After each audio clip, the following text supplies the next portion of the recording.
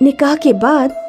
देखो, मैंने तुमसे निकाह सिर्फ अपनी बेटी रीमा और बेटे सोनू के वास्ते की है। मेरे पास खाने पीने की कोई किल्लत नहीं, घर भी है। तुम्हें सिर्फ इन बच्चों को अम्मी का प्यार देना है और इन दोनों को किसी लायक बनाना है। मुझे मालूम है, लेकिन मेरी सिर्फ इतनी सी शर्त है कि मैं कभी भी अपने भाई बहन के लिए कुछ करूं तो आप मुझे टोकेंगे नहीं, क्योंकि मेरे अम्मी अब्बू गरीब हैं। चलो ये भी ठीक है, लेकिन मेरे बच्चों को कोई दिक्कत नहीं होनी चाहिए। उन लोगों के बाद जो वक्त मिलेगा वो तुम अपने भाई बहनों को दे देना। कुछ दिनों बाद शीला को एक बेटा पैदा होता है। शुरुआत के कुछ दिनों तक तो शीला ठीक रहती है, लेकिन फिर वो एक रोज रमेश के जाने के बाद उसकी बेगम की वो अलमारी खोलती है जिसे उसने शीला को छूने तक से मना कर रखा था।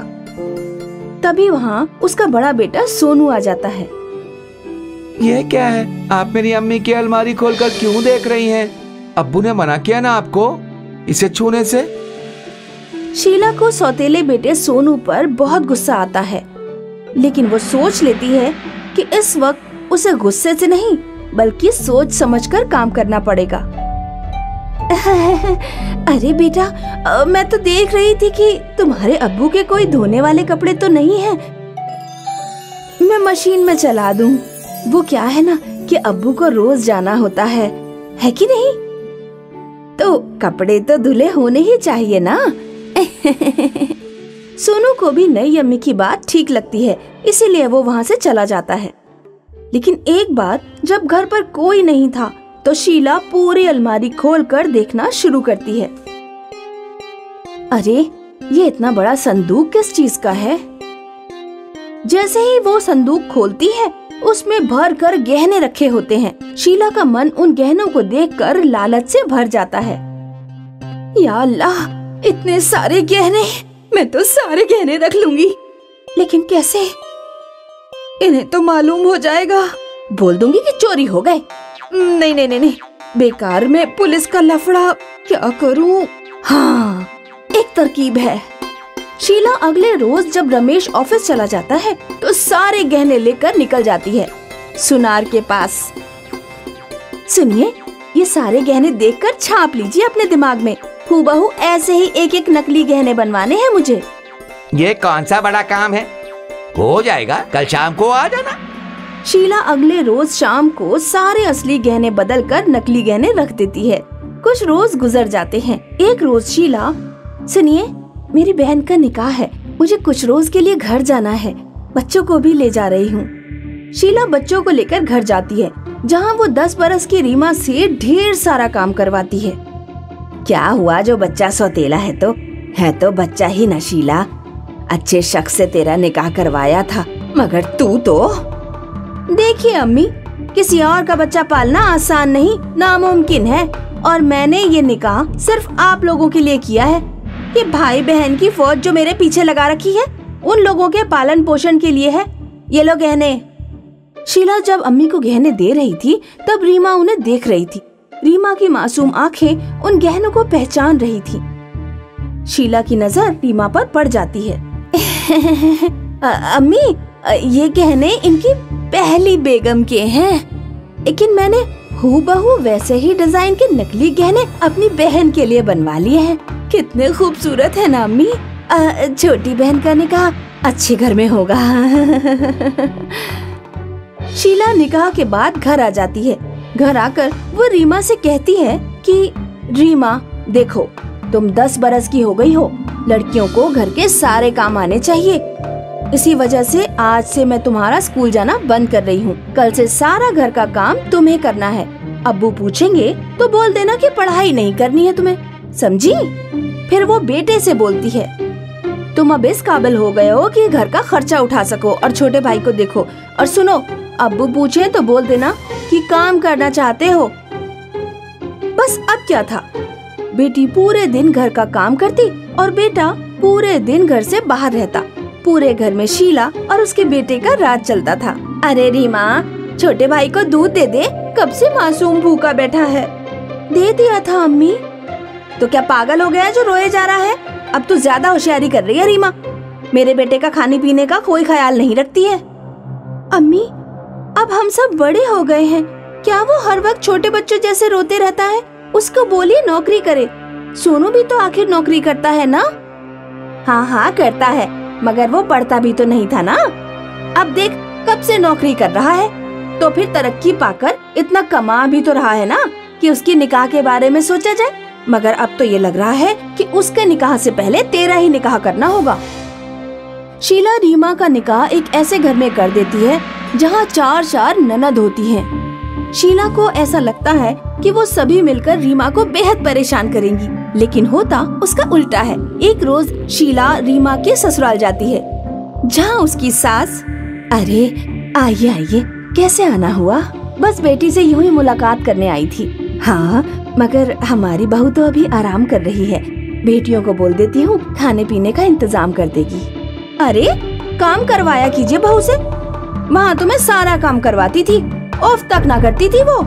हाँ हाँ, बेहद काम कर चुके हैं मेरी बहू अपने हिस्से का।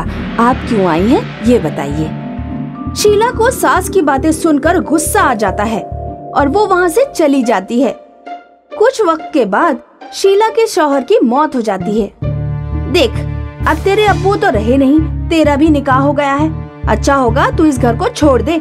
वैसे भी जब तक मैं जिंदा हूँ ये घर मेरा ही रहेगा। बेटा घर छोड़कर चला जाता है। शीला बड़े मजे में अपने बेटे बहू के साथ जिंदगी जी रही होती है। कोई भी सौतेली औलाद उससे मिलने नहीं जाती थी। लेकिन एक रोज, भाईजान अम्मी कैसी हैं? मालूम नहीं बहन, मैं तो गया नहीं, लेकिन जब से घर से निकाला है बस घर ही बसाने की जद्दोजहद कर रहा हूँ। दोनों भाई बहन अम्मी को देखने के लिए अब्बू के घर जाते हैं, जहाँ वो शीला की हालत देखकर दंग रह जाते हैं। मुझे एक गिलास पानी दे दो। अरे अम्मी, ये क्या हो गया? आप तो सूखकर कांटा हो गई हैं। ये मेरे कर्मों के ही फल हैं। बहू ने बेटे को मुझसे अलग कर दिया, सारे गहने पैसे सब कुछ ले गई। अब मैं यहाँ एक रोटी तक के लिए मोहताज हो गई हूँ। फिर दोनों भाई बहन अम्मी की देखभाल करते हैं। कहते हैं कि सोने में दौलत होती है, ये किसी की जिंदगी संवार देती है तो किसी की बर्बाद भी कर देती है। आइए सुनते हैं इसी मुहावरे को सच साबित करने वाला एक अफसाना। एक देही इलाके की एक लड़की देही इलाके में अपनी माँ के साथ रहती थी। अपने शौहर के अचानक मरने के बाद बबली की माँ बबली को लेकर अपने भाई अमन सिंह के यहाँ सफर एहतमाम करती है। ले बबली, 2-4 कपड़े और धो दे, फिर खाना नौश फरमा लेना। मामी जान, मैं पहले ही 10 कपड़े धो चुकी हूँ और अब पूरी गठरी फिर ले आई हैं। मेरे हाथों में दर्द हो रहा है। ओहो, खाना खाते वक्त पेट में दर्द नहीं होता और कपड़े धोते वक्त हाथ दर्द करने लगे। माँ बेटी को बिल्कुल मुफ्त का खाना खाने को चाहिए, काम के ना काज के, दुश्मन अनाज के। क्या हुआ भाभी जान, आप हमेशा मेरी दुख्तर को तंज कसती रहती हैं। चल बबली, पहले खाना खा ले, सहर से भूखी है। बचे हुए कपड़े शाम को धो लेना। मुमानी का खून खौल जाता है। बबली की मुमानी को बबली और उसकी माँ नागवार गुजरती थी। वो किसी तरह से इन दोनों से निजात पाना चाहती थी।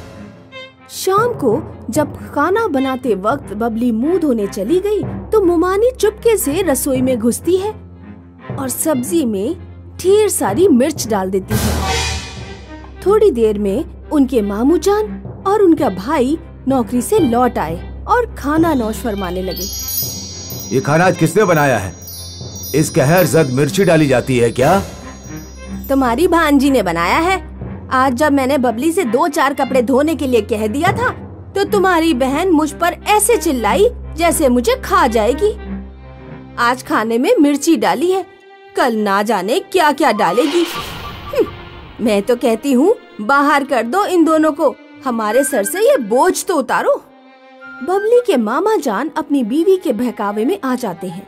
तुम दोनों लोग इस घर से बाहर निकल जाओ, हमारे अपने बहुत अखराजात हैं, हम तुम्हारा खर्च नहीं उठा पाएंगे। लेकिन भाईजान हम कहाँ जाएंगे?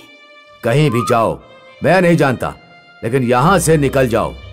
इस घर से मेरी बहुत सी यादें जुड़ी हुई हैं। माँ का वो चाकू, वो पुरानी कुटिया, आप मुझसे ये घर छोड़ने के लिए क्यों कह रहे हैं? ये लो माँ का पुराना चाकू, ले जाओ। हम इसका इस्तेमाल नहीं करते और पुराने ख्यालों के सहारे ही जिंदगी गुजार लेना। यहाँ से निकल जाओ। बबली की माँ और बबली शब में ही कपड़ों की पोटली लेकर दूसरे सफर पर निकल पड़ते हैं। अम्मी जान, अब हम कहाँ जाएंगे? बचपन में मेरी एक लीला नाम की अजीज दोस्त थी। उसका ससुराल शायद 5 मील दूर मीरपुर देही इलाके में है। उसी के पास चलते हैं बेटा। लेकिन मालूम नहीं कि वो मुझे पहचानेगी या नहीं। अल्लाह जाने, बहुत वक्त गुजर चुका है। माँ बेटी कुछ दूर तक चलते रहे। जब थक गए तो एक पत्थर के साए में सो गए। सहर होने पर बबली को बहुत जोर से भूख लगी।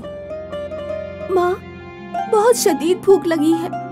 वो देख, सामने एक आम का पेड़ है, उस पर कच्चे आम लगे हैं। वहीं से कुछ आम तोड़ ला। बबली दरख्त पर चढ़कर कच्चे आम तोड़ लेती है। जैसे ही वो चाकू से आम को काटती है, आम सोने का बन जाता है। ये क्या हुआ माँ? लगता है आपकी माँ के चाकू में कोई तिलिस्मी शय है। हमारे पास सोना तो आ गया, लेकिन ये जगह रहने लायक नहीं है। हमें मीरपुर ही चलना चाहिए। बबली और उसकी माँ मीरपुर पहुंचकर सोने को फरोख्त करते हैं और एक बड़ा सा घर खरीद लेते हैं। बबली की माँ हाथों हाथ बबली की शादी कर देती है। वो बबली को ससुराल नहीं भेजती।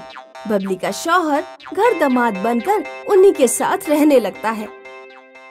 एक दिन जब बबली की अजीज दोस्त लीला अपने मायके गई तो उसने देही इलाके के लोगों को बबली और उसकी माँ के बारे में जिक्र किया। बबली की उमानी लीला की बातें सुनकर हैरान हो गई। उस रात अमन सिंह घर लौटा तो वो उनसे बोली, सुना है आपने जो अपनी बहन को चाकू दिया था वो कोई तिलिस्मी चाकू है। उससे कोई भी चीज काटिए वो सोने में तब्दील हो जाती है। किस्मत ही खराब है हमारी, इतना कीमती चाकू आपने उनको दे दिया। तुम बेफिक्र रहो, मैं उस चाकू को किसी बहाने से अपने घर ले आऊंगा। अमन सिंह माँ के चाकू की तरह एक चाकू तकमील करवाता है। वो एक चूहा अपने साथ लेता है और एक दिन बबली के घर पहुँच जाता है। बबली की माँ उस दिन घर पर तन्हा थी। सलाम अलैकुम आपा, मैंने तुम्हारे साथ जो कुछ भी किया मैं उसके लिए माफी चाहता हूँ। कोई बात नहीं भाईजान, अब हम अपनी जिंदगी में खुशहाल हैं। अमन सिंह ने देखा कि तिलिस्मी चाकू पास की मेज पर ही रखा है। वो अचानक ही अपनी जेब से चूहा निकाल देता है। इतने में ही अमन सिंह चाकू को बदल देता है। अरे अरे अरे, मुझे माफ करना, पता नहीं चूहा मेरी जेब में कहाँ से आ गया। शायद रास्ते में घुस गया होगा। अच्छा आपा, अब मैं चलता हूँ। इस तरह फरेब से अमन सिंह तिलिस्मी चाकू को लेकर अपने घर पहुँचता है। वो तिलिस्मी चाकू से ढेर सारा सोना दस्तयाब करता है। ज्यादा दौलत आने की वजह से अमन सिंह का बेटा बर्बाद हो जाता है। वो लोग जल्दी ही बहुत ही दौलतमंद बन जाते हैं। वो जुआ, शराब और मस्तीखोरी में मुब्तला हो जाते हैं। एक दिन विनोद जब अपने घर लौटा तो अमन सिंह उससे बोला, विनोद, ये कोई घर आने का वक्त है? तुम बहुत पैसे बर्बाद करने लगे हो और अपनी हालत तो देखो जरा। जब घर में सोना देने वाला चाकू है तो मैं पैसे की फिक्र क्यों करूं? लाओ चाकू मुझे दीजिए, मुझे और सोना चाहिए। तुम्हें चाकू नहीं मिलेगा और कल से तुम कहीं भी नहीं जाओगे। बाबा जान, मुझसे बहस मत करिए, चाकू मुझे दीजिए। नहीं दूंगा। अमन सिंह और विनोद चाकू के लिए आपस में ही लड़ जाते हैं। गलती से चाकू विनोद के पेट में चला जाता है। चाकू घुसते ही विनोद सोने का बन जाता है।